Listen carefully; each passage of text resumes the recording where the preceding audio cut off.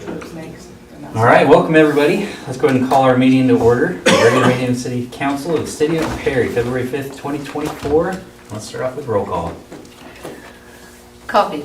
Here. White. Marshall. Davis. Here. Coldarn. Here. Rupp. Here. Williams. Here. Brown. Here. Wortham. Here. All right, we've got quorum. So today we've invited Keegan from 611 Bakehouse to offer an invocation for today. What's all you? Yes. That's not right. Okay, let's pray. Dear God, I thank you for our city and for just the people you've put in leadership, Lord. I pray that you continue to guide them in wisdom and love, Lord. I thank you for the work they do and for the work all the city people do for us that is unseen and unheard. And Lord, I just pray that you continue to have your hand on them. Amen. Amen. Thank you, Keegan. And before you take off, so normally we would like to invite you to kind of give us a little update of what's going on in the church and what's going on with you and your business. Yeah, so for those of you who don't know me, my name's Keegan Kirk. I get the absolute pleasure of running 611 Bakehouse, and I am the campus pastor of H2O Church, which also for those of you who don't know, H2O is a new church plant that we established in November of 2023 that the Bakehouse is actually an outreach ministry for. And so the Bakehouse ends up giving away 6% of all the food that we do. And I mean, if you need a spot, hit us up and we'll say, here's the door. Let us know when you leave so we can set the alarm. Going forward, we have a lot of big plans that we'll start talking about and releasing. The biggest will be finding a permanent spot for H2O. Right now we are at the Elks Lodge, and the temporary plan, well, the plan that we have right now will be to do a massive remodel of the bakehouse. And so you'll still come into the bakehouse, that front part will still look like the bakehouse, operate like the bakehouse, but where we have the gallery all the way back is probably another 80, 90 feet that we're going to expand the gallery space. And what we would love to do is actually sit down with city leadership, with fire, with police, and say, hey, what do you guys need in a meeting space? Because if we're going to do this, we want our missions to be a community hub. We want to be a mission hub. And the only way we're going to get that is by doing that and say, hey, open our doors, come talk with us. What tech do we need? What space do we need? What do we need this space to look like? And so we're really excited. I mean, we've seen church just explode. I mean, first day, launch day, we had 75 people here. Probably 30, 40-ish people, that 75 were from one of our other campuses. And so week 2, we said, okay, we'll have about 20. You know, we'll expect 20. And we had 45. And then the week after, we were right back at 75. And it is pretty standard right there as we continue to grow. We just added Ronnie Wilson as a kind of campus pastor with me. And so you'll probably see both of us out in town being like, hey, what can we do for you guys? What can we help with? What ministry needs to be done? And we see that as a way to open our door to look at everybody else coming through our doors to say, get involved. And so that's what's going on with us. If you guys have any suggestions on, hey, space would be great for, we want to hear it, let us know. Thanks, guys. Awesome. Thanks. Thank you. I was also eating lunch over there and noticed you guys have you guys know UPS drop off. Oh yeah, we're doing that. Starting probably next week will be a UPS drop-off location, so Amazon returns come to us. I mean, we end up driving to Stillwater for it, Yeah. and so you can go to the bakehouse. Well, thank you, Keegan. All right, let's go ahead and move right along with item number 1, our consent agenda. Motion to approve. Second. Okay, motion and second. Coffee. Yes. Davis. Yes. Coldarn. Yes. Rupp. Yes. Williams. Yes. Brown. Yes. Wortham. Yes. All right, let's jump down to item number 4, comments from those assembled pertaining to items on the city agenda. I don't believe we have any. Okay. Item number 5, proclamations, commendations, reports, and inquiries by the governing body. Begin with proclamations. I'll just because all my accommodations and proclamations here in a little bit. All right, you want to do those in the city manager? Yeah. All right, we'll do those there. All right, so let's go down to our council reports with Ward 1. Anything, guys? I don't. I just think we should offer our condolences to Jeanette and her husband, and also their loved one. Yeah. Yeah, and we excuse and offer our condolences to Danette. We can't be here this evening, so if you have an opportunity to reach out to her, encourage you to, and offer her encouragement and condolences. We miss her and look forward to having her back. Ward 2. I don't have anything at this time. Okay. Ward 3. I don't know. All right. And Nothing for me. all right. Okay, committee reports. Let's begin with our hospital committee. I don't believe you guys had a meeting because of the weather and everything, but And I canceled the one They today. canceled today. So nothing. not an update. Yeah, nothing new there. Drainage, anything? I think we're just waiting on the weather to straighten up to Right. That might- start Ground be dry enough to get in ground, there. yeah. Yeah, it's pretty By set. the Might time be a it little gets bit. dried up, then we get more rain, which is great. Ponds are full and all that. All right. And then, let's see, am I missing another planning or zoning? Zoning, yeah. Had a meeting 2 weeks ago, but we have one, we have one coming up tomorrow as well. Okay. Still working through the, help me out with the term, Renee prepares your minutes, she can help you. overlay district, I think is the one, and Historic preservation. the historic preservation, and I think I've reported a couple times, but still hoping to get that back pretty soon. Hmm. Well, it'll go planning first, and then back to us. Excellent. All right, I believe that's all of our committees. So, now we'll move on to Miss Christie. Yes.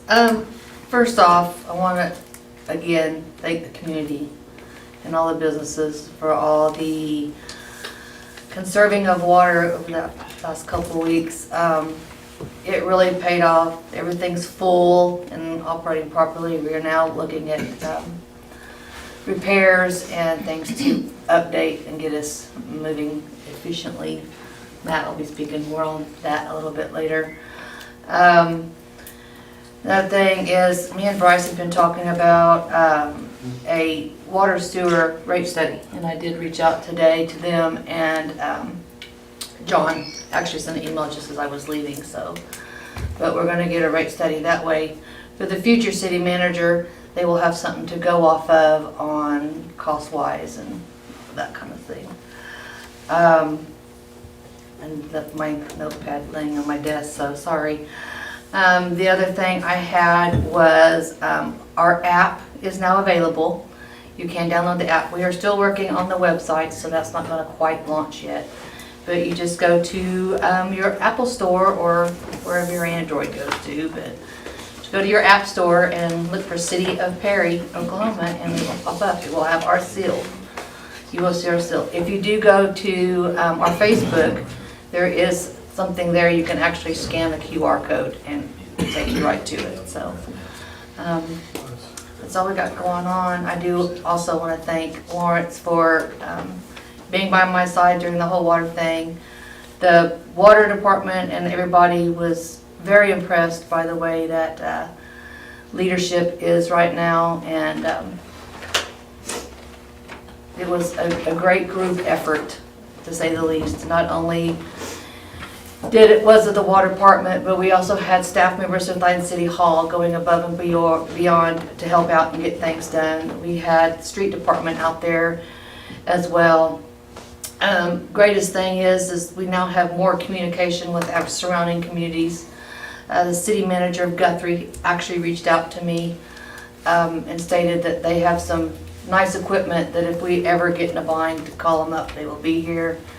We now have a contact with Ditch Witch that if we need to, they are here within an hour and they will have a group of people. So I think all in all, the best thing to come out of it was this community once again proved what it does best, is when there's a problem, we all come together and figure out a solution. So that's all I have this time. Thank you, everybody. Oh, I almost forgot this. Lawrence looked right at me as I looked down. I passed around to the council a thank you card that we're sending a gentleman from California. And I will go ahead and read this to everybody so everybody can see what it is. It's a little greeting card, and it says, he says, "Good morning. Sometimes I go to an antique store and I found this 1910 picture card that originated in Perry. Lots of changes, I bet. How it's made its way to California, we'll never know. At any rate, I hope it brightens your day." He says, "I said to myself, by golly, I think I'll send it back where it came, so it could be appreciated. Heritage is important." Basically goes on to say that he does it to basically redistribution of happiness. And so we at the City Hall framed it with the card, and we are going to be hanging this. It hangs in my office right now. So we thought it was pretty sweet of the guy to do. So we are sending him a thank you card and a little thank you gift to go along with it. So it was pretty neat. All the way from California. You never know. So yeah. So the council and the staff at City Hall all signed his thank you card. And that's all I have. Awesome, thank you, Chrissy. All right, item number 7, CFO. What you got for us? I don't know if this is like, we're on the firing squad side. I mean, I did take a shower. That's fine. I just warmed up. I mean, so whatever you I guys just are took doing. cologne. You just cleared And out the whole cologne. side. All right, I'm just gonna say that this is a That little wasn't bit for like, you. oh, well, all Must right. have been. Fine. Just a couple little things. Matter of fact, all of the items that are actually new for us this month are gonna come up on the agenda here in just a minute. Talking about the various items, things that we've been working through either on the agenda or in executive session. Did meet with Kathy O'Connor, and matter of fact, I have another meeting with her tomorrow, finalizing. She sent me the first draft of her report. She's gonna give to you guys on finances and that whole section. I'm gonna meet with her and get that finished up tomorrow afternoon. So I don't know when your all's next meeting with her is, but hopefully she'll have that all wrapped up and have that ready to bring back to you. So we did have W-2 and 1099 processing, and if anybody issued more than 10 1099s, W-2s, 1095s, and they didn't upload them electronically, get that done immediately. This is my public service announcement. If you did more than 10 combined, you were required to electronically upload them this year. So it's a major change for a lot of our clients. So we spent a whole lot of time getting that done last month. Even Perry's, and making sure that they were uploaded. The 295s we haven't ever had to submit electronically in the past. We could always upload them by paper because we didn't issue more than 250. So that's why we went that route. So that's what we did last month. Any questions? All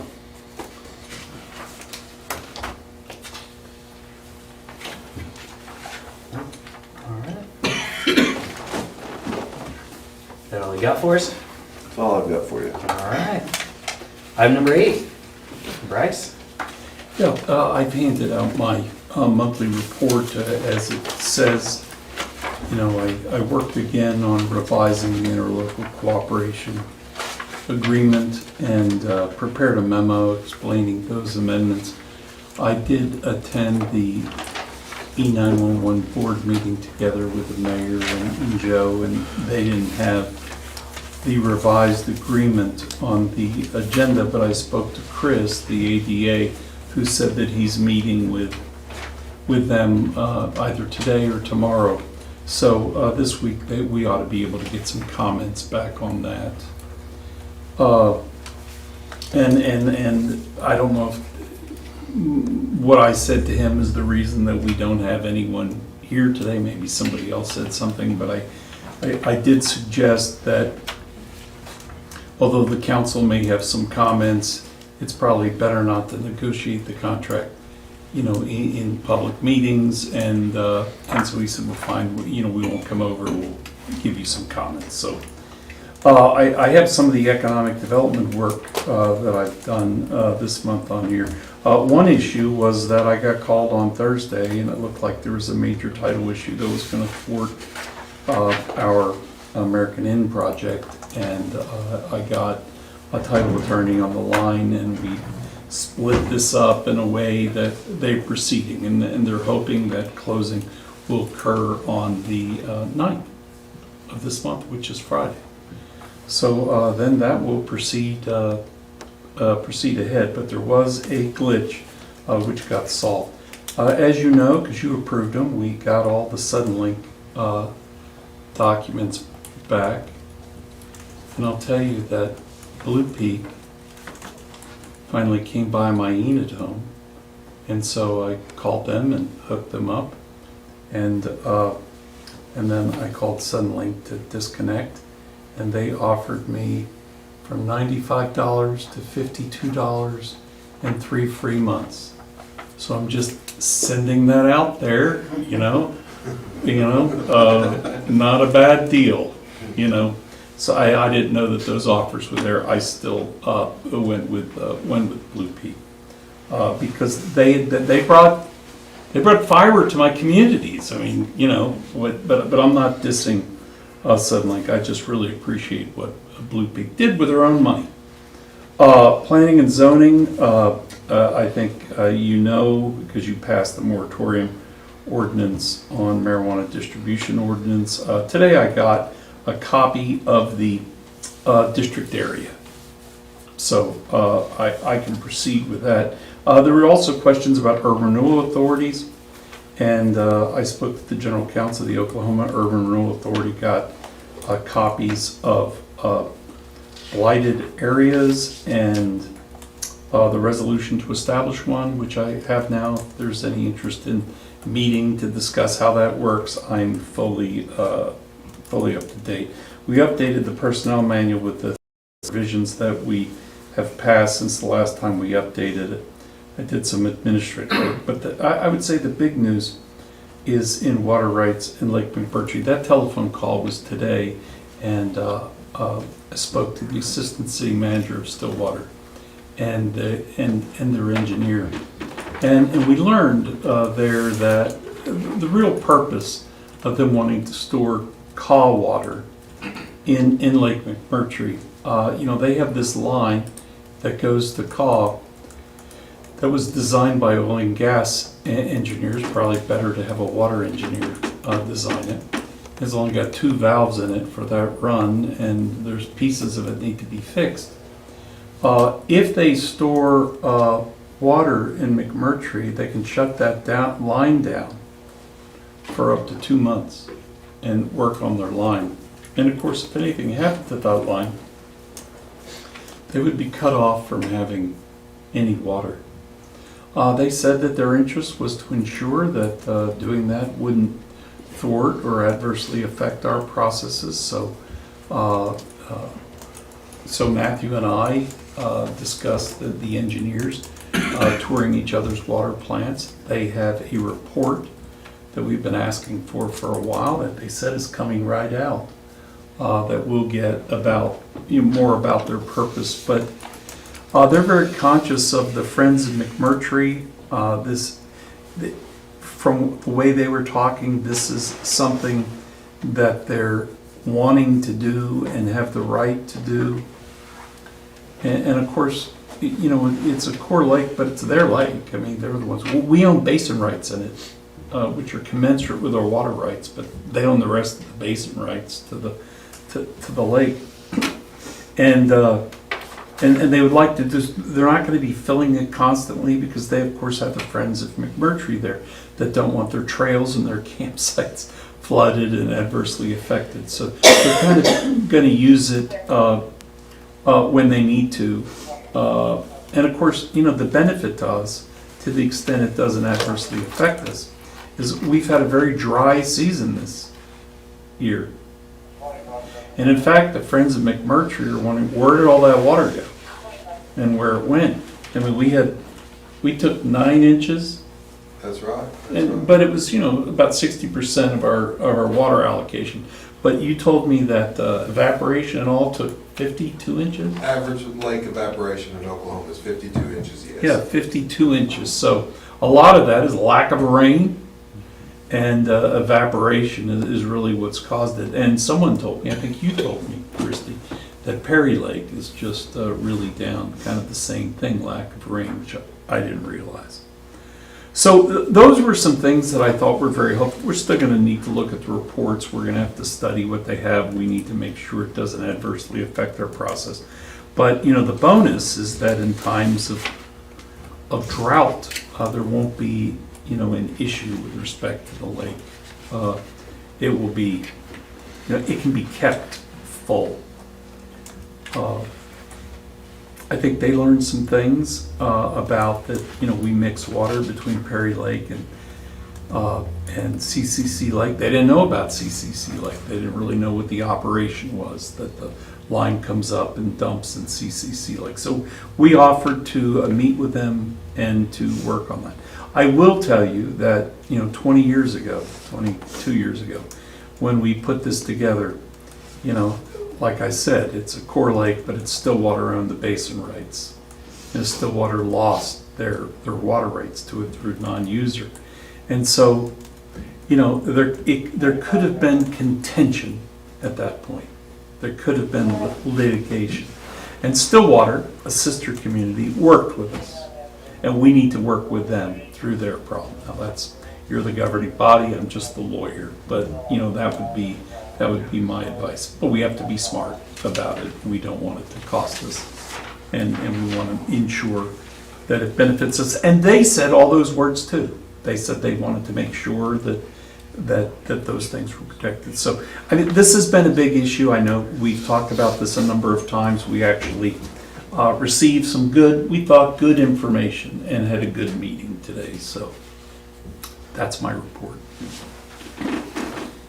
Thank you. Move along to item number 9.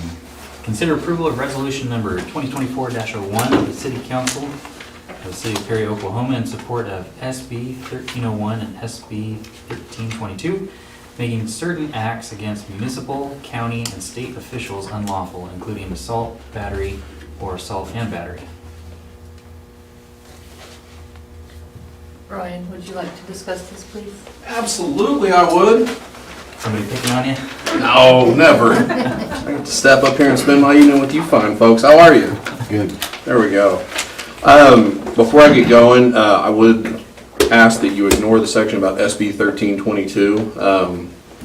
After this was all put together, the author of 1322 co-authored with 1301, so now Senator Roger Thompson and Roland Peterson are both on 1301, so 1322 is kind of a moot point.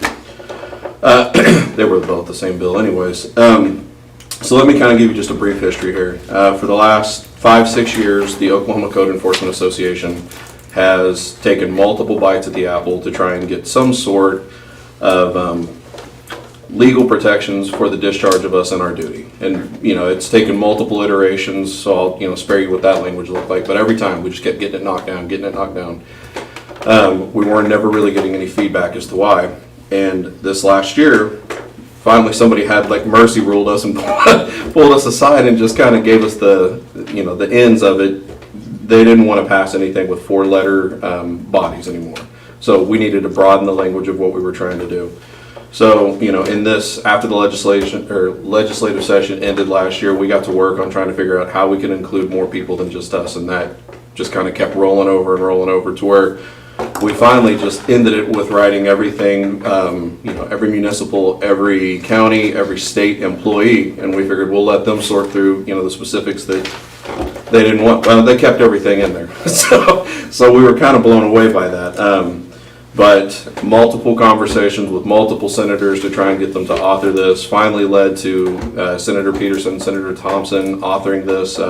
Had a conversation with Senator Hall, and he referred us to Senator Thompson. I should say that, just in case anybody's wondering if we talked to him or not. We've also got Senator Caldwell to take this up on the House side, should it make it that far. But what this particular bill language does, finally I arrived at my point, is as of right now, for a municipal employee, whether it be city clerk, a meter reader, people at the utility counter. There are no formal protections for us doing our job. If, let's say, someone were just upset about a high utility bill, or I'm going up to post a notice on their house or in their yard or something to that effect, in the discharge of our duty, there is nothing that differentiates us from just somebody walking down the sidewalk. In fact, that the assault is, I think, up to 30 days in jail, and I want to say it's a $150 fine. I don't have that number committed, but a battery is not much more than that. This bill we took out of Title 21, that's the protections offered to police officers, and we almost mirrored that language. So now, in the event of an assault, there's, I believe it's 1 year in prison, maybe that's right, or $1,000 fine, and then I believe the battery is, I think it's $3,000 or up to 5 years in prison if you assault a government official in the discharge of their duty. This seemed to get everybody's attention because we brought so many people into this. But what it does, essentially, is whether it's us, whether it's the county assessor, someone doing their job, we can at least have a little, modicum of protection or I'll say this, it would maybe serve as a deterrent for somebody that was on the fence about whether they wanted to come out and do something or not. So, we've gone to lots of municipalities, and I thought that I would come to you guys since I work for you and just see if you guys would sign on this resolution supporting this so that we could kind of let the state know that we support our employees. Or not we, sorry, y'all, nobody works for me out here. Any questions? Any questions on that? Anybody? Scott? Okay, good. Make sure you didn't have one still hanging up there. Thank you guys. So which bill do we need to erase? 1322. 1322. Okay. So there's nothing binding about this proposal, it's just to be us supporting the proposed passing of this bill. Mm-hmm. I should be very specific. This, and I probably said it, I'm just kind of rehashing what I just said out loud. This is not just a code-specific bill. This is for all employees, state, county, and citywide. Right. So this And we're resolution just would saying we be, support. right, Proposed legislation. right. This gets forwarded on to Chuck Hall, John, and Ty, our local representatives, for them to go and express that we support this as a city.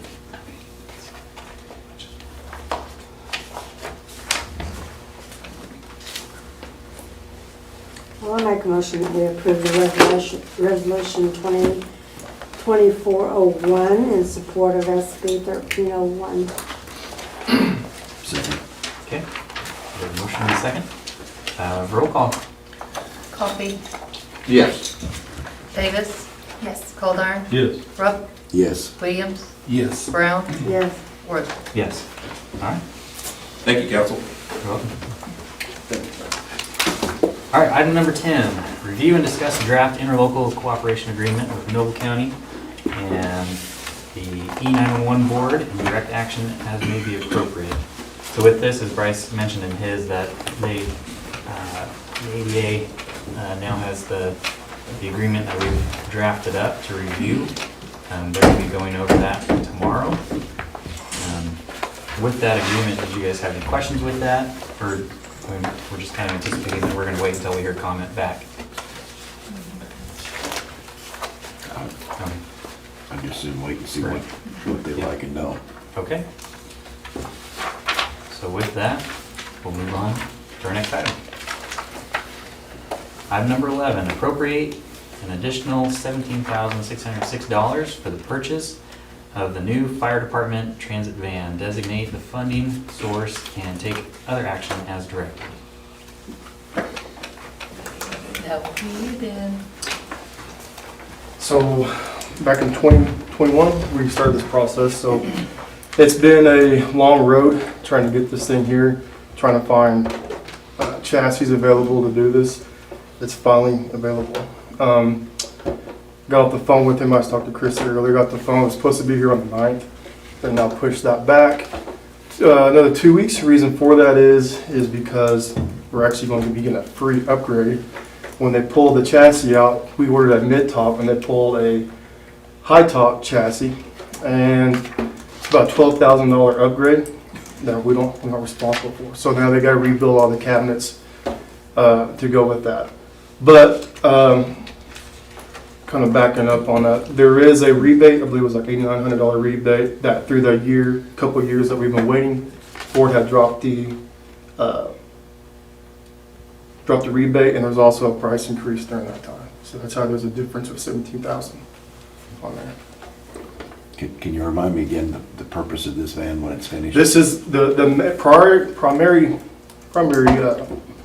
purpose of this is going to be for outside transfers, but it will be able to use for a third out ambulance in case we need it.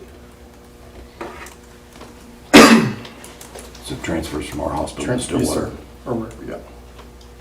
Where's it gonna be stored? It'll be right up here at the fire department. So we'll actually have to move some vehicles around, but it'll be where our squad unit is now. Okay, so you got room. Yep. Keep moving. Yeah. Was there not a contract to purchase to hold that price for us? So that was before me. I did ask that question, and he said that the previous administration had already okayed that increase. So then, I think it happened back in 2022, and that was made. So And the rebate wouldn't be held for the same reason? Is that yeah, that's what they already passed that through, and it was okay for it. So that's been have a choice, I guess. So it's, like I said, that's kind of trying to piece that together.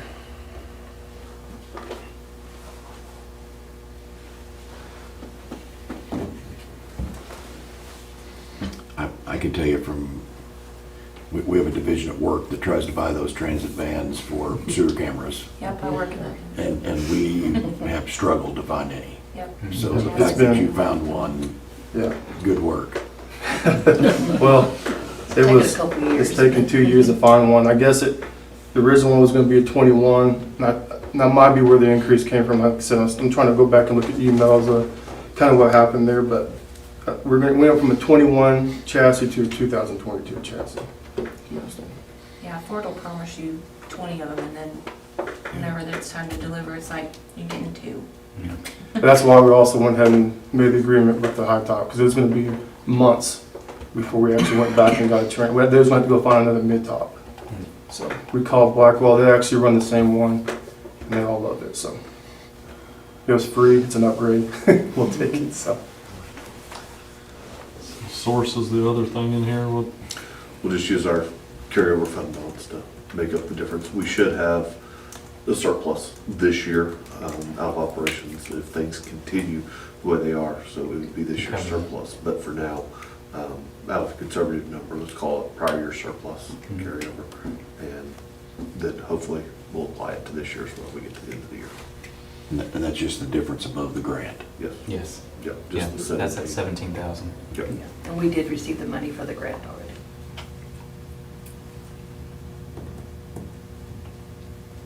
I would move we appropriate the $17,606 to purchase the Sprinter van. Okay. And I would second that. Okay, we have a motion and a second. Let's have roll call.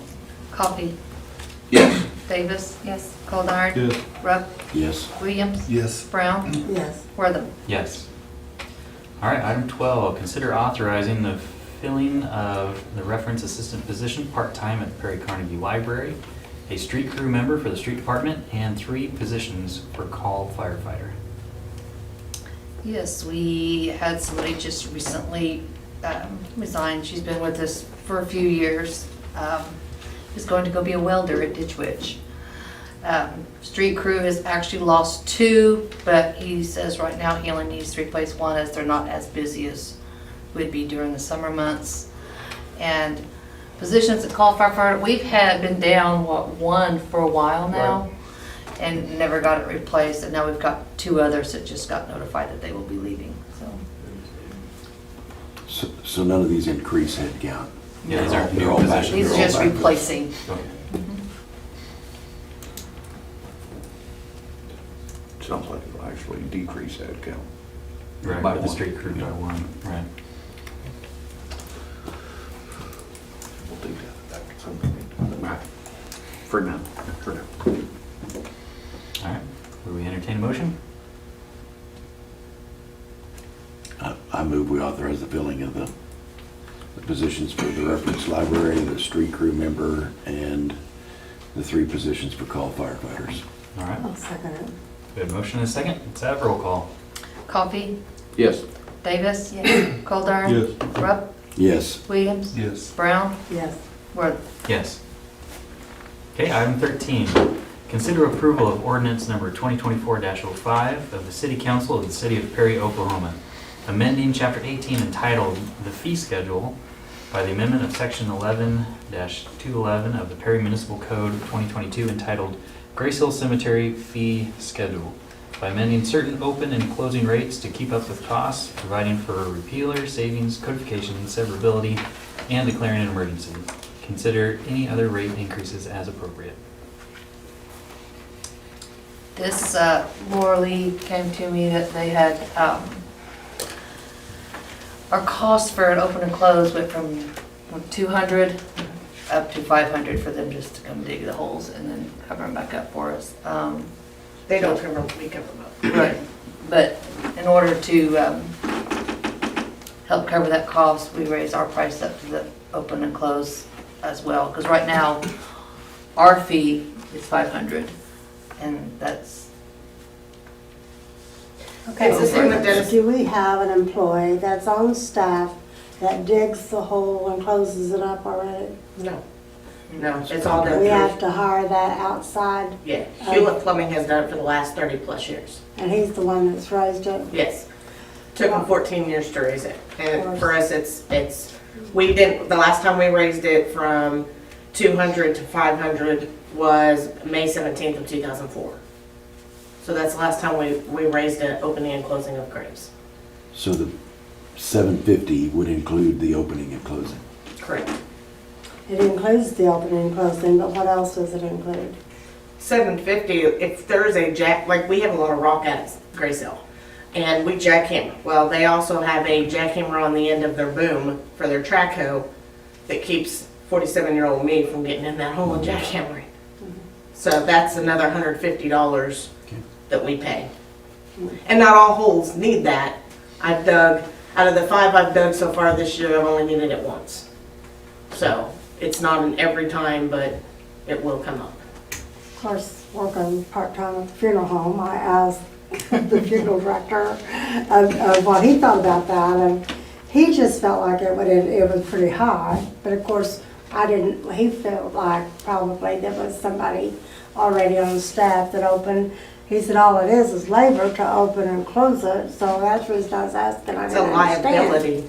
But he thought it would encourage more people to consider cremation and just come out and scatter ashes after hours or on their own, and the city wouldn't collect anything from them. So he just was afraid that it would, affect, of course, a lot of things have affected going to cremation now anyway, which is really hurting the funeral business. But anyway, so I wanted to understand that, and it's more entailed than what I thought, because I thought, well, if they have a person on staff that does that, it's just digging a hole and closing it.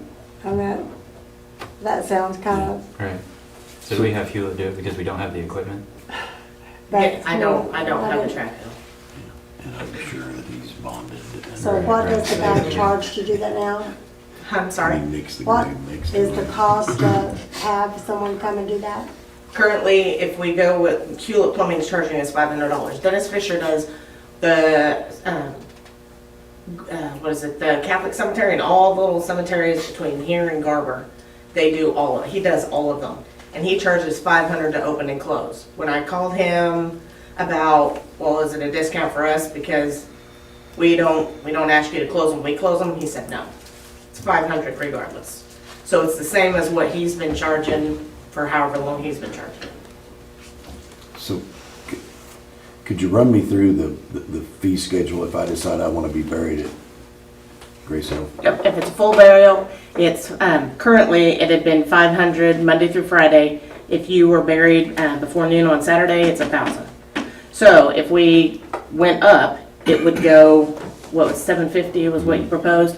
$7.50 Monday through Friday, and it'd be $12.50 on Saturday morning. And then I have to, of course, buy a plot as well. Right. And the plots, we upped them in September of 2016. We upped them from 200 to 400, and it had been almost 22 years since we'd upped the price on them.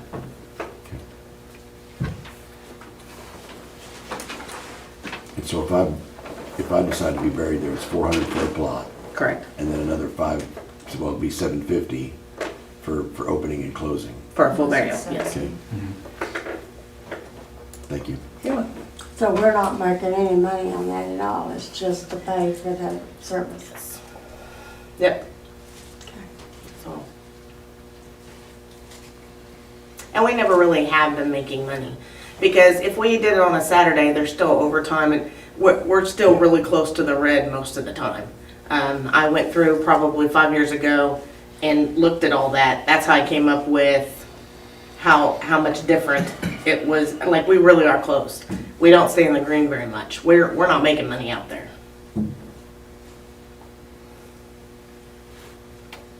Well, I don't know that we want you to make money.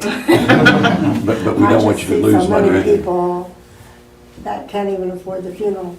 You know, it's sad because people don't prepare ahead of time, and then they can't afford a funeral. So it's like they're. So when you see something else going up that's going to affect that, it's kind of takes at the heart. And last year, for the entire year of 2023, I only had 26 full burials. I had almost as many cremations. Now, I've already had 5, and my 5th one was today, and I have another one Friday. So 6 within the first month and a week of this year, so. Okay, now, opening and closing is not that cost for a cremation burial, is it? No, cremation is, if it's just the cremation urn, it's $50 Monday through Friday or $75 on Saturday morning. Otherwise, if there's the urn box, it's $100. I think we redid that one last year or the year before. But you still have to buy the plot. Yeah, you still have to buy the plot. But each space allows 1 full burial and 1 cremation or 2 cremations, so. I'm just asking for my wife. No.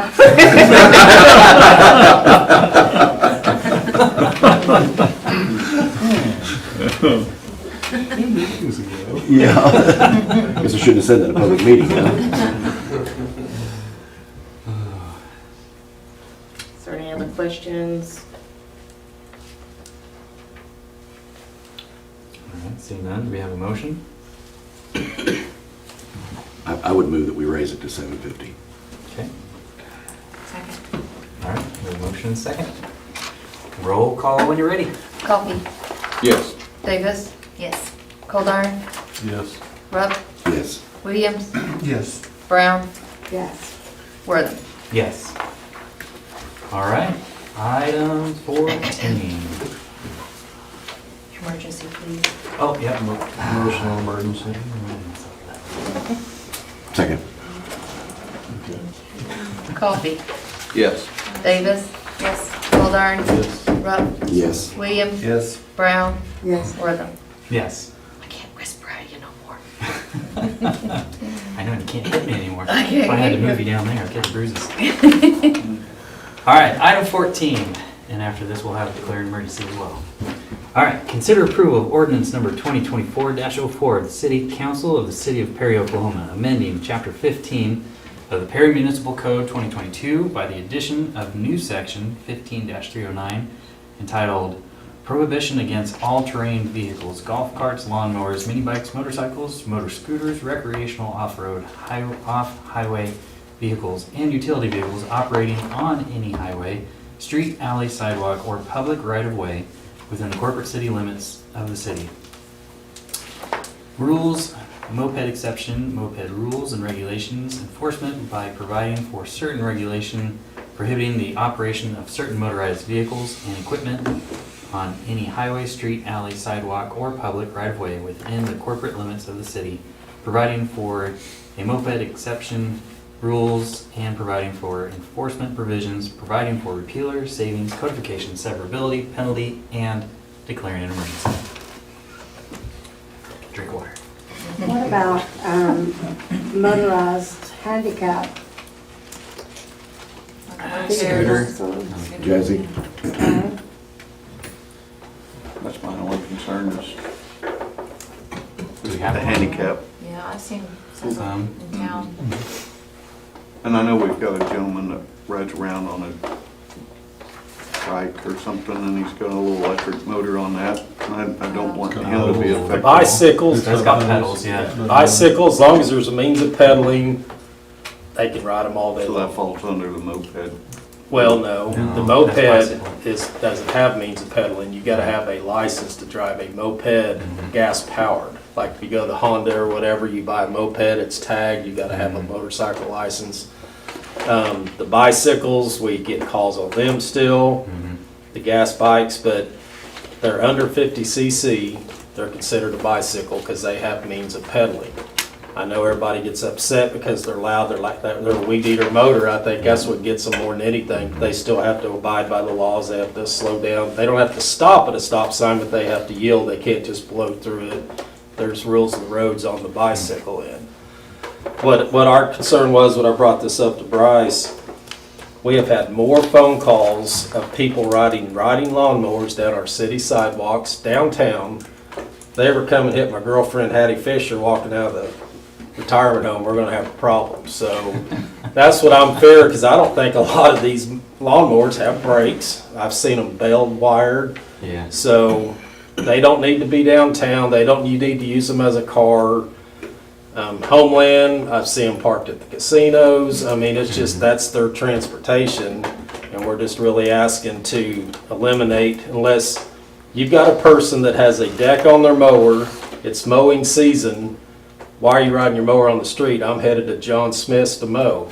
That's fine. I know there's people that need to get to and from to mow a yard, but using it for everyday transportation, parking downtown, taking a parking spot in front of the banks is where I'm getting my calls. Why are they on our sidewalks in front of our banks? And our city sidewalks aren't designed for having lawnmowers go up and down them, and frankly, they don't need to be on a public highway. Our sidewalk out here to McDonald's, great, but they use it every day. You can go to McDonald's, there's lawnmowers parked because people ride their lawnmowers to work. Yeah. I mean, they don't have a driver's license, that's not 100% of it right there. So like, I can't have a car, so I'm just gonna ride a mower around town. I mean, I don't like it, and that's what, I've had a lot of complaints, and that's why we're bringing it in front of you guys today, to see if we can put an ordinance to where you cannot use it for your main means of transportation. This wouldn't affect the electric stand-on scooters. No, in No. fact, this would authorize it. Let me tell you, it gives me something simple, write me a lawnmower man ordinance, and I make it complicated. But not really. There's a state law on this subject, okay, which we've addressed in part, but not in full.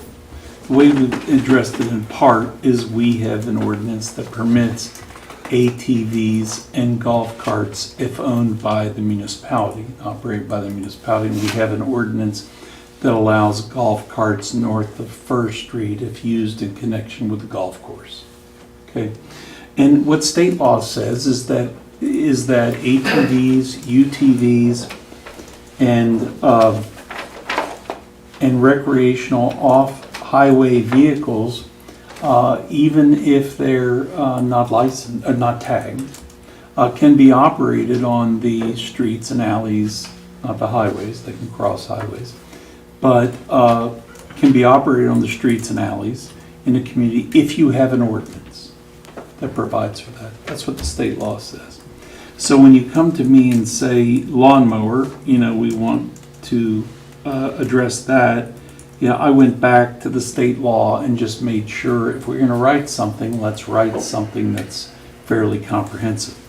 A part of that state law deals with mopeds. And it says the same thing about mopeds, that if you want to allow mopeds, you can allow those by ordinance duly passed. Now, I know we had Lyft or Bird or somebody in here. Guess I didn't know about the state law, and we let those, whether they'll come back or not. So I did provide the moped exception. What about the motorcycle? Well, a motorcycle, as long as it's tagged. and the person that's driving it has a driver's license, no Oh, issue. there's no problem. Oh, no, Well, no that's issue. like me. It was And in saying fact, no, no. Motorcycles couldn't go on That the was- city streets and highways. Maybe mini bike is what you saw. Mini bikes. Dirt bike, mini bike. That's It untagged. had motorcycle. It has mini bike, motorcycles. Yeah, well, just to run you through this, and Derek, Motorcycle. Derek gave I thought he called me today and gave me a very good amendment that, Brian, you didn't think of. But I like I'll it. give Derek credit for what. I like it. Well, you need to give him credit for this one. Anyway, the definition of lawnmower is a self-propelled machine used for cutting grass or lawns, or on lawns, whether equipped with or without a mower deck. I like that. So I would suggest that amendment to it, because they may take the mower deck and, no, this isn't a lawnmower, you know? I mean, it's got no mower deck. So the rest of the definitions are in keeping with the state law. I will tell you that this definition of mini bike, motorcycle, motor scooter, dirt bike, I reverse engineered off the definition of moped. If it was greater than that, I reverse engineered it in that definition.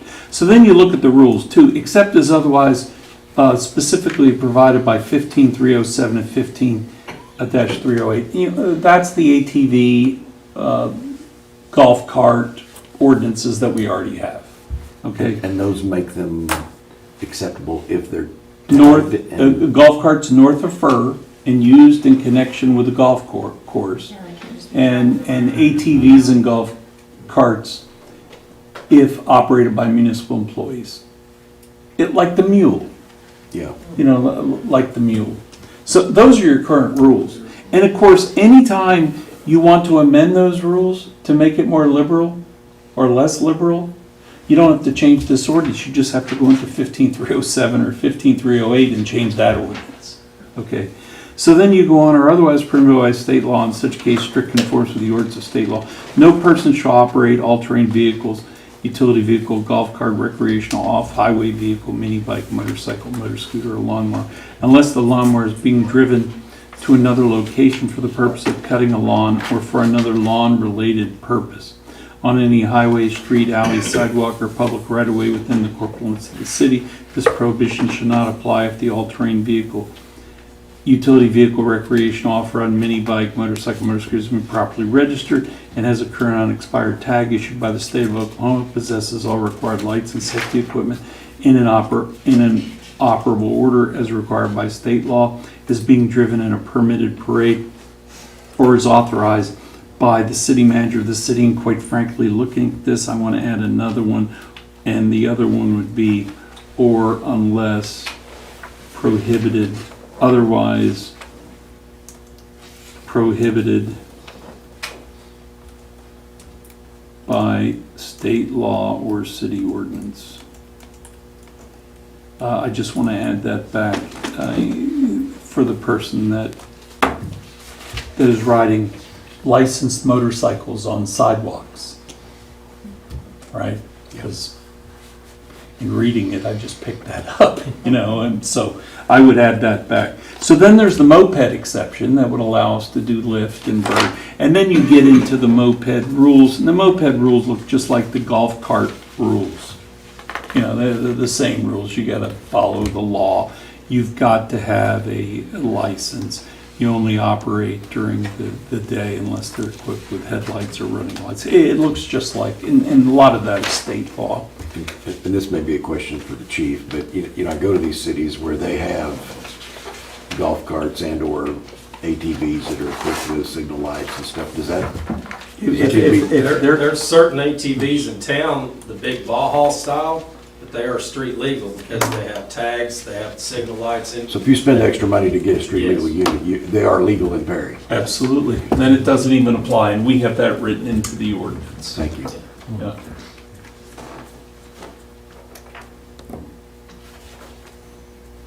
But my main concern is the lawnmowers. Right.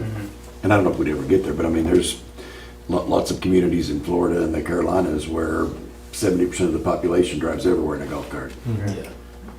The parks around the square are even smaller to accommodate golf carts. And so, I mean, I would hate to do something that would prevent us from being seen as And the state, welcoming. to the tagging thing, the state recognizes golf carts as two things, correct me if I'm wrong, Bryce, but 20 and under, and how they're meant to be as a golf cart, and if they can go over 20, they're LSV, I think. It's 25. 25. 25? Okay. And then over 25, they have to be tagged. I mean, it's required, so, but we have an ordinance to accommodate. Yeah, those. this really doesn't affect golf carts as long as they're permitted, but if you'd like to come back and look at that, in Okarchi, you can drive them around. In golf carts. In Winoka, of course, you got a little Sahara there, you can drive ATVs, UTVs, golf carts around. And then, I mean, Nash, Jet, Cherokee, I mean, there are a lot of cities out west not as populated, Yeah. you know, where they've allowed that.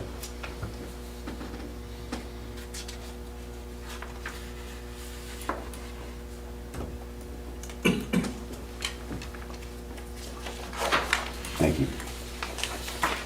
Any other questions on that?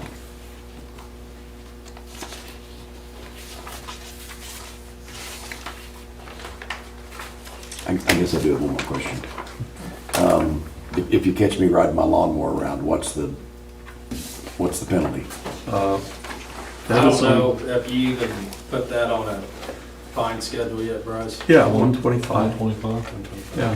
How do you monitor And that? each day is a separate violation. Can you just get a ticket? I mean, where you don't get towed or? No, you just get a ticket. I mean, we're not gonna tow it. I understand, like you Unless ticket it them and comes, they go if you home. sit there and you write a guy a ticket, the next day you're writing him a ticket, I mean, we might get enough for it, you know, it's. But it'll be, if it does pass, we won't start tonight or tomorrow start writing tickets, it will, we got our groups of, there's 10 or 15 of them in town say, hey, no more. And if they're documented, we warned them, they want to push the envelope, then write them a ticket. But even if we had to tow, we're covered on that too, Oh, right? yeah. With the court cost fees and. That doesn't come out of that, that's Yeah, separate to that comes them. out of their part. Okay. Yeah. They want the lawnmower back, they'll pay the tow fee. Has this been discussed with the judge as well? No, it has not. Because I imagine if we're going to be writing tickets to folks that can't afford to pay $125, and then it just gets dismissed, are we getting anywhere with Right, this? because of that recent thing Right. that passed, yeah. Because they can't, they can't go to jail, they can't pay, they can prove they can't pay. I'm assuming, I don't know, they could pay a $125 ticket if they're cruising around as their main transportation on a lawnmower.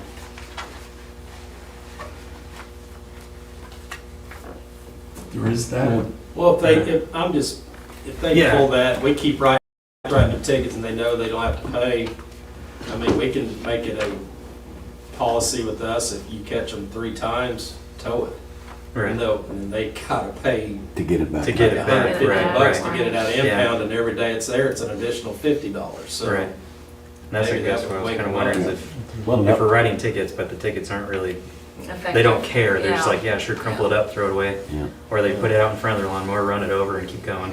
But our rating system would show any officer day or It's got night that that. pulls somebody over, it's on record, how many times has he been warned about this or Right, ticketed? Yeah. right. And we can set up. Then we tow it or something, or, Yeah. yeah. In my mind, it would have some effect, because today there isn't a rule against it, so Right, go do it. right, At least now there would be a rule against it. right, Yeah, so it might be, That's gonna discourage some. right. yeah. So, so we can try this for right now and see how it goes, and then we have to amend it later, do something different, change policy. Make a motion to approve ordinance 2024-04. As amended. Huh? As amended. As With amended. that change. Do As amended. we have a second? Second? Okay. Motion is second, let's have a roll call. Coffee, Yes. Davis? Yes. Goldar? Yes. Rupp? Yes. Williams? Yes. Brown? Yes. Worthing? Yes. Motion on emergency. Second. Coffee, Yes. Davis? Yes. Goldar? Yes. Rupp? Yes. Williams? Yes. Brown? Yes. Worthing? Yes. Okay, item 15, acting city manager Christy Conrad will inform the council of an emergency purchase. Well, as you all know, we had a water problem. And I was talking to Lawrence, he was saying that we were discussing, and in order to get certain items done now, I went ahead and declared it an emergency so that we could get certain things ordered. Matt Coe came out, and I want to thank him also because I didn't mention him earlier. He has been out there helping out quite a few times to get things, to see how we can, improve and update some of our items. And this is one of them. This is actuator valve. I'm Yeah. so lost when it comes to this stuff. That the actuator valves, Yes, that operate the filter under drain. so I always know I'm going to say that wrong, so I like to verify. But that's what this is, and this is just me, as from declare emergency, I have to at least tell you what I did spend. So, and they're getting done pretty quick, aren't they? They will be here in the morning. Yeah. Can I say something about the water thing? I had somebody approach me this week, and they were telling me that when we put in the water system and stuff, that we had a problem with the water pump at that time, and that someone come over from Tulsa and told us that the pump was outdated, but they had parts and they fixed it and they got it working. We're still using that, but it was not big enough to pump the water where we needed it. Do you know anything about that, Mr. Cole?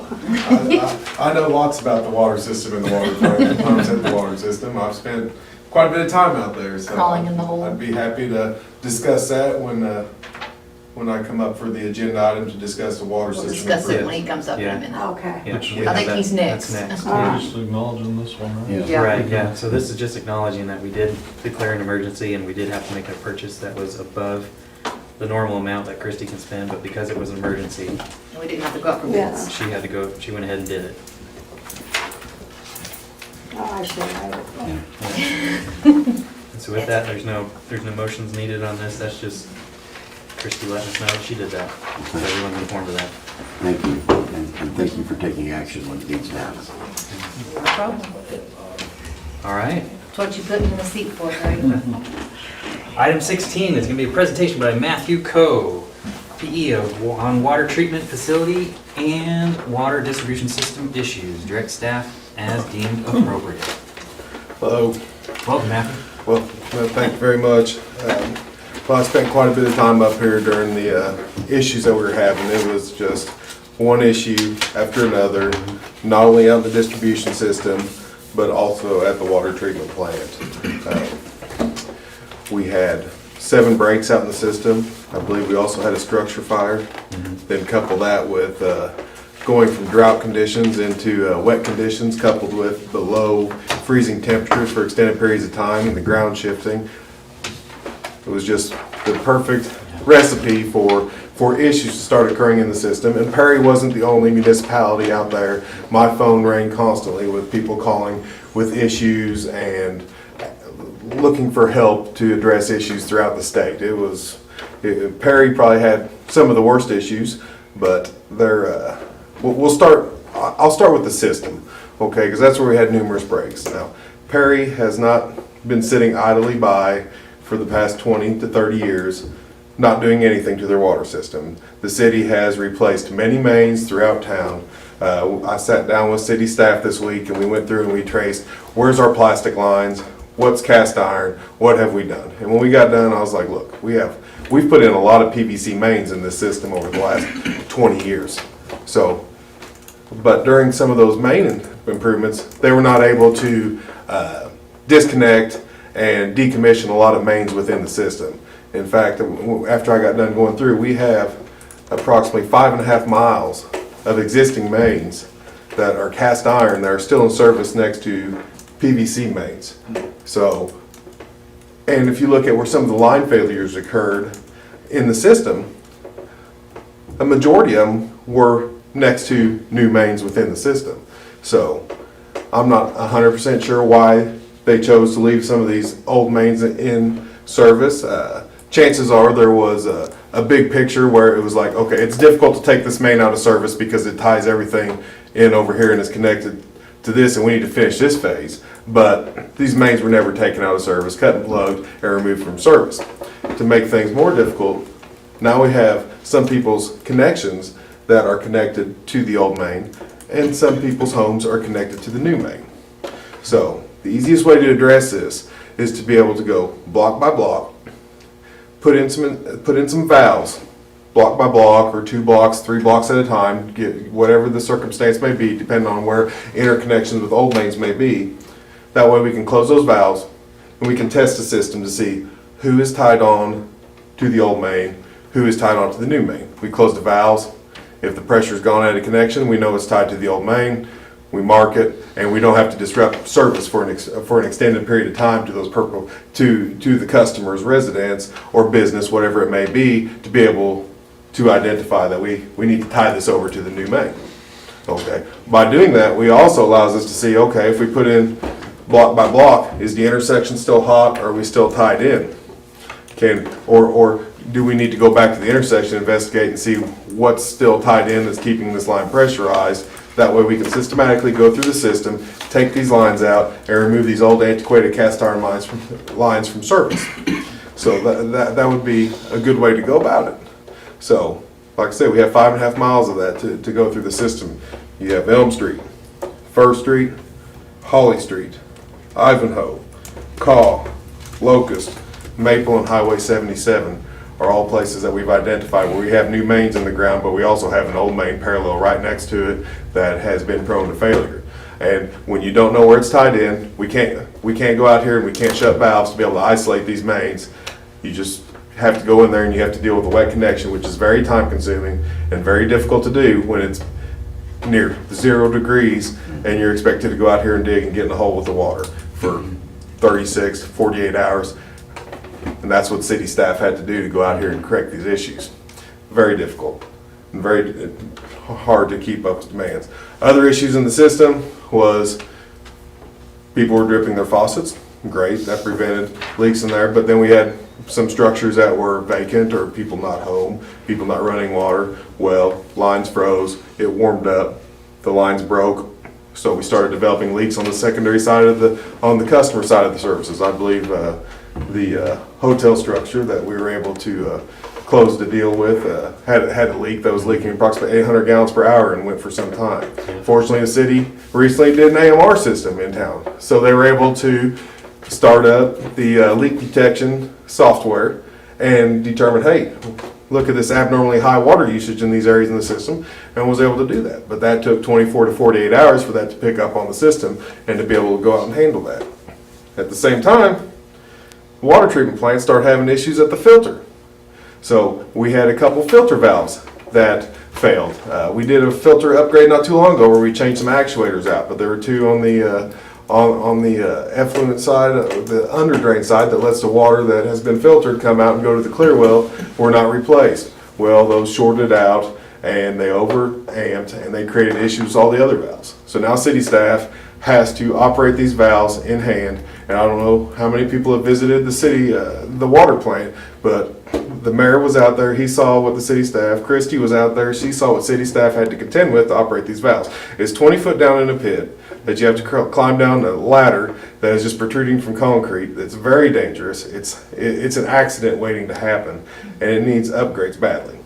So, not to mention that, the filter system, the plant, let's see, Perry did a bond issue back in about 1991 to build that water treatment plant. And then it was expanded again in about 2001. So in the first plant, we built 4 filters, 2 sedimentation basins. Then we came in, we did an expansion in 2001. We added another sedimentation basin, and we added 2 more filters. So we had 6 filters. Rules have changed. These filters don't meet current standards. We don't have filter to waste capability. We need additional piping. So we're up against, we're getting the valves fixed that we need to get fixed right now as part of the emergency deal. Crews will be up tomorrow to start working on these and also look at some issues with the sed basins that we're having on some of the chain of flight systems. And also we had some freeze issues with the chlorine system. They're going to assess those and then get back to me with what's it's going to take to get the sediment basin mechanical equipment working again and get the chlorine system back up and running again. And they're also going to install the valves on the filter under drains to get those systems back up and running again.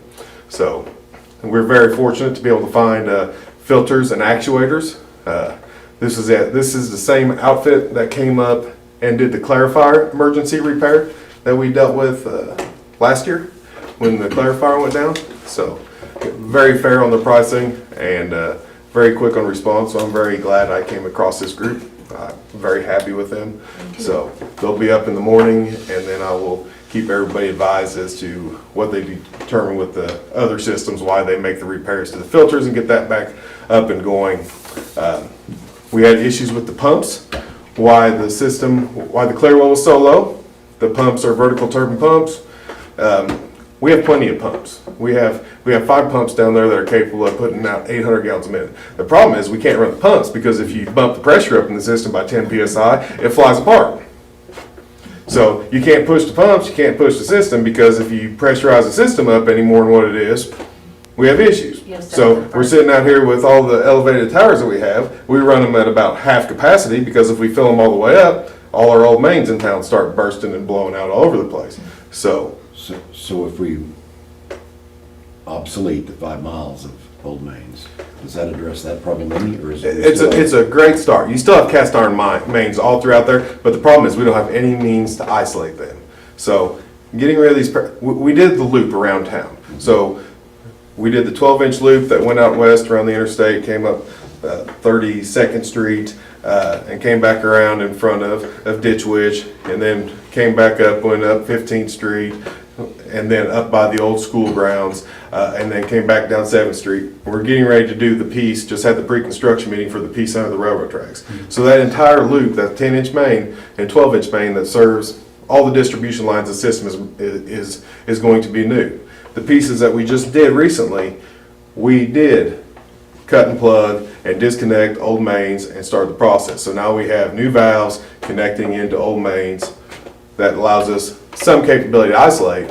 But when we've got mains parallel to new mains that aren't valved in, you don't know where they're tied in, or the valve that they're tied onto is not functional, we don't have the means to isolate that. So as we go through and we take out those mains, put in new valves and interconnections to the old mains off new mains, now we have more valves in the system. So when we do have a leak, maybe we're not feeding it from 4 different directions now, maybe we're feeding it from 1 direction. And then we can look at systematically going through the system, putting forth a budget every year to say, hey, let's replace this many lines a year to be able to replace some of these antiquated mains systematically and grid it off. So you've got the whole system surrounded. You have some great cross mains. I mean, we've got a great place to start. I mean, all the stuff that's been done is allowing us to kind of grid this system off pretty well. And we go and we add a few mains to create some additional loops. Now you've got the capability where you're going to be able to at least slow these leaks down to where they're going to be more manageable, and we're not just hemorrhaging water out onto the ground so quickly. So it's a great start. This is where we need to start. Then we need to look at gradually replacing mains through the system, just incrementally each year. And a lot of these grant opportunities that we're seeing provide a little bit of cost share with these grants, and you're more likely to get the grant. CDBG, put in 600, they'll give you 600, or get a 25% principal forgiveness loan like we did to get the $1 million on this last $4 million project that we did. So there's that. And then we probably also need to start looking at the water treatment plant, because the only thing we've really done to it in the last 20 years is put a cover over the sedimentation basin, and that's getting ready to be replaced too. So Did we get that grant? We're applying for an emergency grant through rural development. So once we submit that, we'll see how long it takes rural development to get back to us. Rural development works at their own pace. They don't get in a hurry for much, but the emergency grants that I have gotten through rural development has gone much quicker than the rural development financing. And the cost to do the removal of the sedimentation in the discharge, the effluent that's in the lakes, in Oh, those for ponds? for the sediment, for the sludge removal from the Sludge, lagoons? yeah. Yes, we're looking at $300,000, $350,000 there to remove the sediment from the And do we have lagoons. an NOV notice of violation? There is a notice of violation on that. I've just updated the residuals management plan because last time we did it, we land applied. DEQ has now taken the stance with water treatment plant residuals. We're going to treat it just like biosolids. So if we want to go take the water treatment plant residuals and put it on the ground, they say you must follow the plain English guide to handling biosolids. And when you go read the plain English guide to handling biosolids, it says that water treatment plant residuals are exempt from the plain English guide to handling of biosolids. But when you go ask DEQ, it says it's exempt. Well, not our stance. You have to follow these rules. So they want us to go out and they want us to test for nitrogen, phosphorus, and potassium wherever our application site is. Then we got to do all the leach testing, everything. So it's almost just haul to the landfill. The tipping fee's not much. You pay a little bit more for trucking, but you don't have to cut all the red tape and jump through the hoops to be able to land apply something that's not really beneficial to the land that you're applying it. You know, biosolids from a wastewater treatment plant, it's fertilizer. It's good for agricultural purposes. Water treatment plant residuals, it's red dirt for the most part.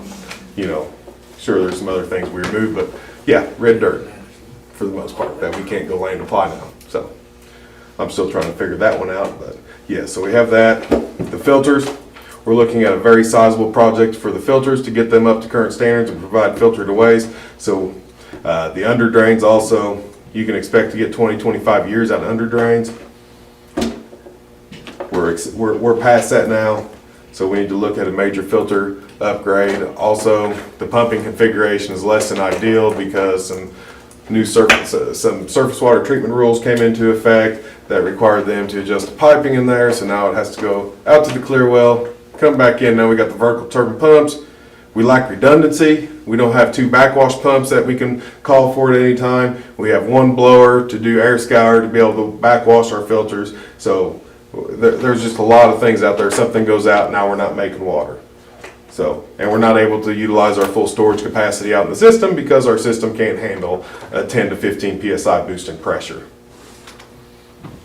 So we, So you mentioned some things early on that we're gonna get done in the next few days that are, I would assume, have to. well, that's going to restore some filter functionality, so at least we can get the filters back up and going. We're caught up now, but we started getting line breaks out in the system again. It could go south again, and then if you don't have filters, that's a bottleneck in your system, and you're not able to push through the plant what you need to push through the plant. Obviously, not having the chlorine disinfection fully functional on the backside is an issue. Fortunately, we feed at two locations. When it comes out of the filters, we hit it with chlorine, and then we have the capability to boost it when it goes out to the system.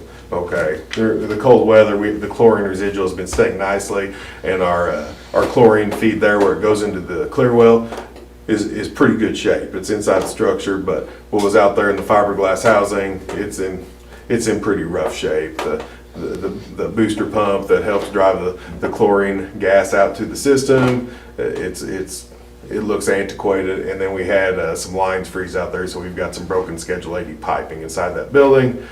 And then the actual chlorinators themselves look pretty antiquated and rough condition, so. We'll have some good pricing on that in the next day when they come up here and look to see. Because I guess what I was looking for was this list that was divided into, holy cow, we gotta do it now, to. Yeah, this $2 million is the tip of the iceberg. I mean, I'd plan on So this saying- is the holy cow, do it now list. This is, go out here and let's kill these lines out of the system. I'm still working on the water treatment plant list, but look for me to come back and say we need to spend $5 to $7 million at the water treatment plant. So, you know, if I was just gonna say, you wanna take action right now, borrow $10 million, and that's a good start. I mean, that's where we're at. Not what anybody wants to hear, but that's what it is. We need to know. Well, in relative proportion, you know, I mean, what we spent on Lake McMurtry, you know, I mean, and so that $7.5 million bonding piece that we're paying out, you know, that's running a $650,000 a year in debt service, you know, so whatever, I just read some quick numbers using the $2 million number here. this $2 million worth of projects, just to give you, if we went out and bonded it for 20 years and brought it back, it's about a 13% increase in our water rate to do that. And then just take that 13%, multiply it by, if you want 5, to give you that $10 million. You know, we're going to be looking at a very significant rate increase, you know, in order to pay for The McMurtry bond, is it another 10 years or? the McMurtry bond pays off in 26. The sales tax related to it finishes in 29. So remember, right now we're funding it with the sales tax. The sales tax, I okay. know one of the discussions that you'll hear when Kathy presents and talks about is going to be, you know, what we do with our sales tax and those kind of things. I'm gonna let her talk to you guys about that theory. But, you know, we really need to start looking at funding the operating cost of these systems by the rates that are there to pay for them. I know that's what you've asked for. You know, we've already talked about what that was going to take, you know, to get us up to, you know, break even on that part.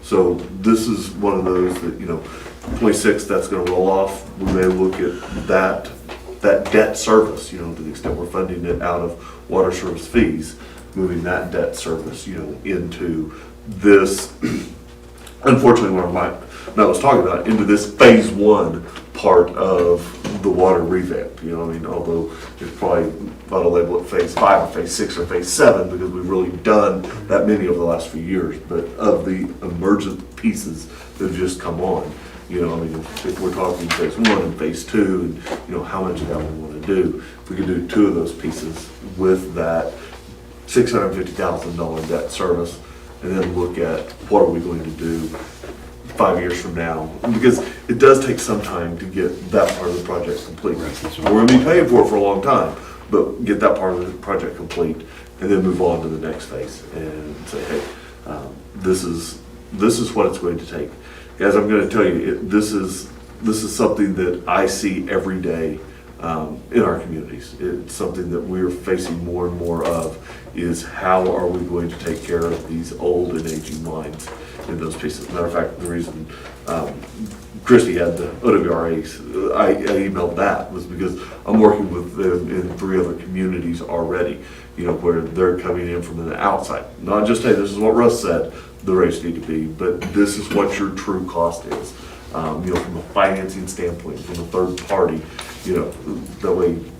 And I'm glad that you guys are thinking about doing that, because it is going to be good, because we really need to look at what the overall cost is going to be, including debt service, to spend this next $25 or $30 million that it's really going to take over the next decade to get this system where it will run for another 50 years, because that's the reality of what we're dealing with. Otherwise, we're going to be looking at this every other year with these breaks and those breaks and this problem and that problem. Well, we need to pursue other opportunities too, because there will be grant opportunities that come about, and you know, we've been successful at securing grants for the city of Perry, and there's opportunities that are out there. You know, we've got principal forgiveness opportunities. There's opportunities through Indian Health Services if we want to do something similar to the CDBG income survey, and go out and see, you know, what's available there. Then we can probably secure some additional funding, which will lessen the hurt. I mean, there's still going to be debt to take on, and there's still projects to do, but you know, space it out, get project ready, get project shovel ready, so when the funding opportunity is there, you can jump on it and try. You know, anything that's going to reduce water loss, anything that's going to serve the entire system, are projects that have a chance to receive some additional funding and stretch your dollar farther. Can these projects be written up in a $650,000 size instead of a $4.5 million, and then we just pay for it as we go instead of borrowing the money? You could just say, hey, we've got this, I mean, split up this water line project however you want to, because it's just decommissioning old lines. I mean, you could say we're going to do 50% of it this quarter, or this year or next year. I mean, you can choose that. Now, when you get to the plant and you start trying to do some of the plant work, then you're going to have to bite off bigger chunks at a time at the plant. But when you're working on an existing plant, it is possible to phase the projects out.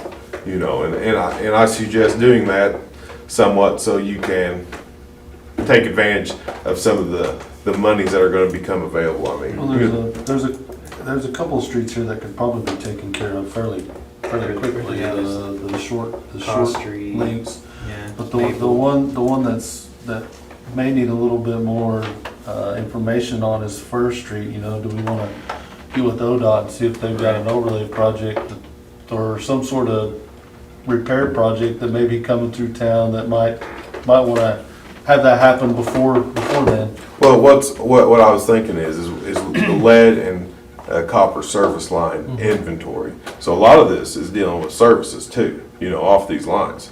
So the problem is that when these lines when we were laying these new lines and the old lines still have service connected to them, they just went back and put a coupling on the old service line and ran a partial new service line up to the meters. So, because that's what I was like, okay, maybe we can figure out a lot of these lines are going to be eligible for funding through the lead and copper service line program through the EPA. But we cut them off at the curb with the coupling and ran new pipe material up to the meters when we put in the new line, even though we're still connected to the old line.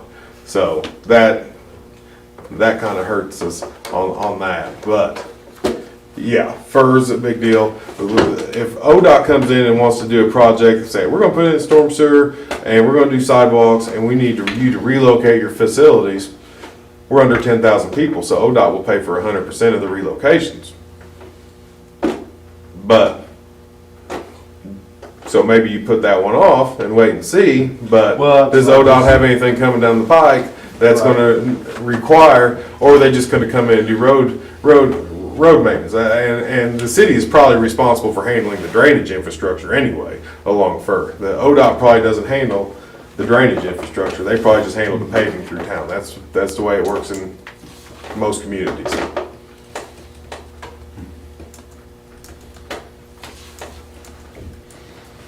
So I'd say the odds of getting an ODOT relocation are slim. Right. But the odds of getting another DWSRF principal forgiveness are not slim. It's a matter of having your project ready to go when the funding becomes available and being able to be the first one at the feeding trough.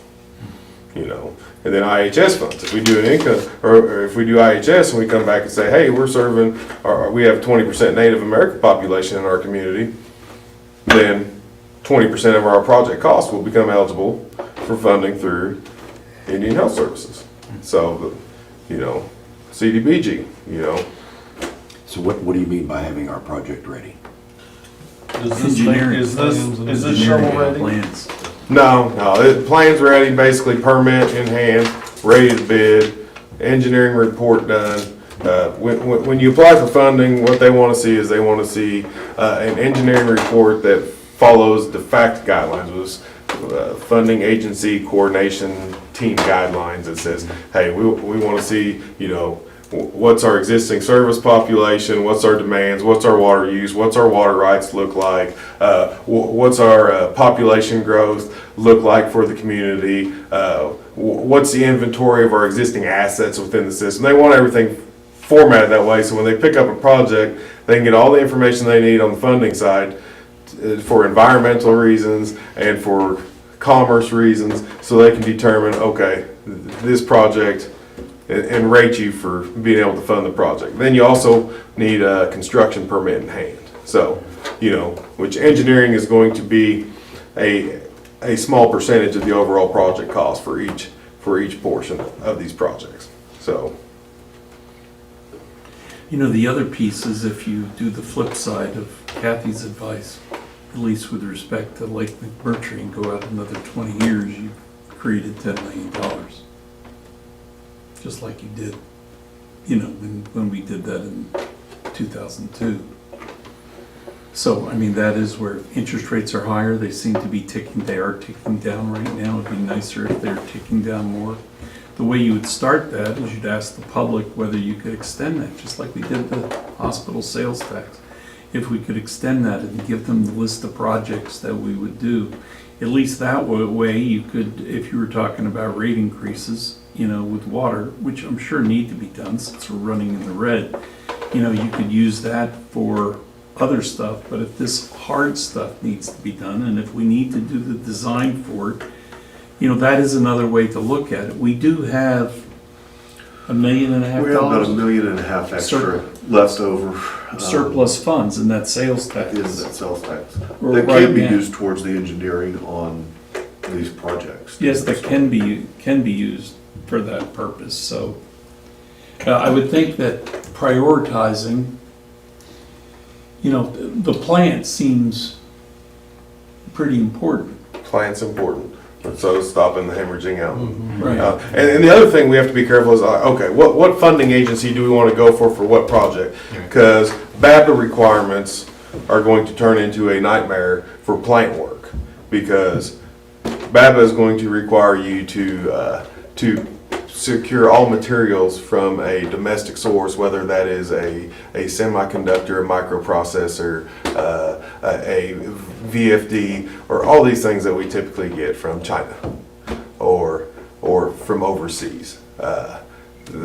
Or what they're going to have you do is they're going to say, oh, well, you can't get it here. Well, apply for a waiver through EPA. So we apply for funding through the DWSRF. They review everything. We get a permit. It takes DEQ 90 days to issue a permit now for projects, because there's so many projects in the pipeline right now due to all the funding that's been out there with ARPA and other funding opportunities that have been out there. So then they come back and say, okay, well, you have to ask EPA for a waiver from BABA requirements to be able to utilize motors, drives, microprocessors, or whatever the component may be that you need that's not fabricated here, because you know we haven't geared back up for the industry here in the United States yet. So now you wait for EPA for another 4 or 5 months, and then you've missed the boat for your principal forgiveness opportunity. So when we look at that, we'll say, okay, well, what can we get out that's going to be BABA satisfied? Line work. Okay, we do line work with BABA all day, no problem. American steel fittings, we've been doing that for the last 10 years, no problem. Okay, plant work, you might want to look, say, okay, we want to borrow money through the FAP program because they go out and sell bonds, bond debt, and you finance your project through the issuance of those bonds. Okay, those bonds have no federal strings tied to them, so we don't have any federal requirements on them. Prevailing wage, American Iron Steel, BABA requirements, all that is out the window on that. Now you can look at saying, okay, well, now we've got this money, let's couple it up with some CDBG money, or we couple it up with IHS money. That's what I'm doing in several of my communities now. They borrow a large pot of money. They had a large fraction of Native Americans served by their system, so now they're taking that $10 million they borrowed, and they're also adding about 35% to account for their, so they've turned that 10 million into 13.5 million through funding. So you just have to, you know, which I will help navigate all that, but those are just things to keep in mind, that you want to break these projects up strategically such that you optimize your chance to be able to get them funded, and you don't create additional cost because you're trying to go through a pipe that's going to force you to spend more money to acquire domestic products that aren't available or very costly to have them fabricated domestically. So I guess at some point, we're gonna get a recommendation on what to do first, second, and third, and I would get something shovel ready. I mean, the pipe stuff is fairly straightforward to do. You know, we know what we need to do on there. The plant, I think for the plant, I think we really want to get this report from Stillwater first, just to verify what's going on with McMurtry and make sure that there's not some other treatment issue that might come down the pike. Say, hey, we're going to have to feed some additional chemical or change our treatment process slightly. I mean, the filters are the filters. That's pretty straightforward. But let's at the treatment plant, I'm going to recommend we do a study first to go through the whole process and identify what's in compliance with today's regulations, what we need to do to get it up to satisfy today's regulations, and what we need to do to make sure it's going to be adequate to treat water for the next 20 to 30 years without having to do another major overhaul, and make sure we stretch our dollars as far as they can go. So, line I work. just want to make sure we're moving fast, because Yeah. whether it's the school system or Ditch Witch, I mean, Well- one of these catastrophes every 75 years is acceptable. But I think if this happens every spring, Yeah. Well, they'll start looking for a different water supply. Yeah, getting the line work done where we can at least pinch off the bleeding when it occurs, that's a great first step. That's gonna be the quickest one to implement, and that's the first thing that I would do, is take care of getting that done. At the same time, I would start looking forward to what do we need to do at the water treatment plant, and start developing a plan for phasing that into several projects too, to be able to bite that off over the course of several projects. And stay compliant. And stay compliant, you know, I mean, we're going to go down here, we're going to restore some capacity when we get the filters back up and going. And then we're going to ensure some reliability by getting the set basin up and going. And so at least we'll be able to make water quickly. So we still have some high service pumps. We bid high service pumps out this first round, but we had to cut them from the budget to fit within our $4 million budget. Okay, but I think we have 2 functional pumps right now. You can't run 3 pumps. We have 5 pumps down there that go out to the system. But if you run 3 pumps, the system flies apart.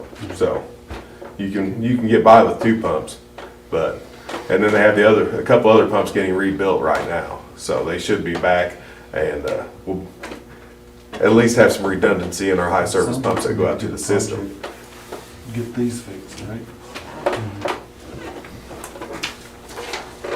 And the first thing that would help me is if you went ahead and printed this on 2 pages, big enough for me to read it. Sorry. Well, I put it for 8.5 by 14, but I had to go with 8.5, 11 at my house too before I came up, so. It's what size paper you in the printer of. That's right. It works better on an iPad. You can. I do think it's important where you started, and that was that we have made significant investment in water over the years. It isn't like we've been shirking or waiting. You did a little study on that, didn't you, Russ?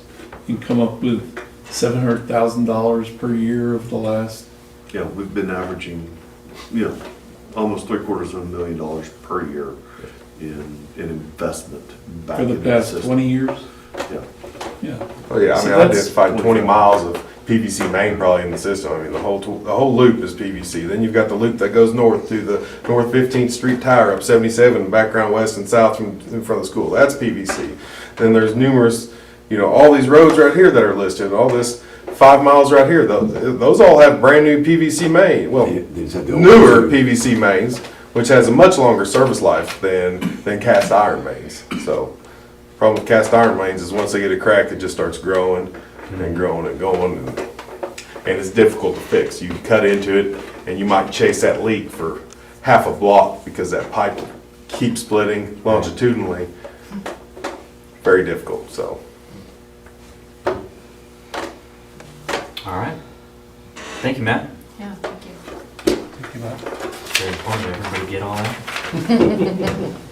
thank you. Yeah. With that, what do you guys think about putting a committee together for this? I mean, this is something I'm definitely willing to work on. Working with Matt and working with Vernon on evaluating which one of these projects to take on in little chunks at a time. I'd like to be a part of that. Okay. If anybody else is interested in that, just let me know, and we can work on that. All right. Moving on to item 17. Is there any new business? Seeing none? Okay. Item 18, consider convening into executive session to 1, discuss the appointment of a city manager, including the review of any applications received to date, and discuss any candidates so interviewed or provide for interviews if appropriate.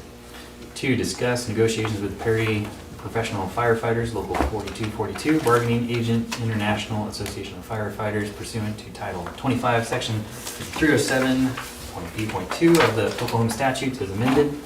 And 3, for the purpose of conferring on a matter pertaining to the economic development of the city of Perry, including the transfer of property, financing, and creation of a proposal to entice a business to locate within their jurisdiction if public disclosure of a matter discussed would interfere with the development of a proposal and which would promote economic and tourism development. So Second. All right, we have a couple motions and a couple seconds. I just picked a name. Yeah. Coffee. Yes. Davis, Yes. Coldiron, Yes. Rupp, Yes. Williams, Brown, Yes. Wortham. Yes.